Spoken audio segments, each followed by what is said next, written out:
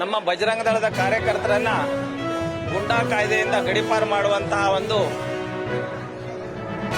ಒತ್ತಡವನ್ನ ಸರ್ಕಾರದ ಏನು ಇವತ್ತಿನ ಕಾಂಗ್ರೆಸ್ ಸರ್ಕಾರ ಇದೆ ಅದು ಒತ್ತಡ ತಂದ ಪರಿಣಾಮವಾಗಿ ಪೊಲೀಸರು ಅನವಶ್ಯಕವಾಗಿ ಅವರ ಮೇಲೆ ಕಾನೂನು ಕ್ರಮ ಕೈಗೊಂಡಿದ್ದಾರೆ.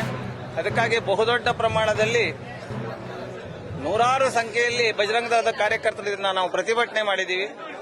ಅವರು ಕಾನೂನಾತ್ಮಕವಾಗಿ ನಾವು ಉತ್ತರ ಕೊಡ್ತೇನೆ ಅಂತ ಹೇಳಿದ್ದಾರೆ. ನಾವು ಅದಕ್ಕೆ ಕಾನೂನಾತ್ಮಕವಾಗಿ ಉತ್ತರ ಕೊಡ್ತೀವಿ. ಇನ್ನು ಮುಂದೆ ಇವತ್ತು ನಮ್ಮ ಬೆಳಗಾವಿನಲ್ಲಿ ಬೇಕಾದಷ್ಟು ಬೇರೆ ಬೇರೆ ರೀತಿಯ ದರೋಡೆ ಮಾಡಿದವರಿದ್ದಾರೆ, ಕೂನ್ ಮಾಡಿದವರಿದ್ದಾರೆ. ಅಂಥವ್ರನ್ನೆಲ್ಲ ಬಿಟ್ಟು ಬಜರಂಗ ದಳ ಕಾರ್ಯಕರ್ತರ ಮೇಲೆ ಈ ರೀತಿ ಬಹುದೊಡ್ಡ ಪ್ರಮಾಣದಲ್ಲಿ ಗುಂಡಾ ಕಾಯ್ದೆಗಳನ್ನು ಹಾಕೋದು, ಬೇರೆ ಬೇರೆ ಕಾನೂನನ್ನು ಹಾಕಿ ಅವರ ಧ್ವನಿಯನ್ನು ಅಡಗಿಸುವಂತಹ ಕೆಲಸ ನಡೀತಾ ಇದೆ. ಅದನ್ನ ನಾವು ಬಲವಾಗಿ ವಿರೋಧಿಸ್ತೀವಿ. ಇನ್ನು ಮುಂದೆ ಯಾವುದೇ ರೀತಿಯಿಂದ ನಮ್ಮ ಬಜರಂಗ ದಳದ ಕಾರ್ಯಕರ್ತರು ಹೆದರುವಂತ ಅವಶ್ಯಕತೆ ಇಲ್ಲ.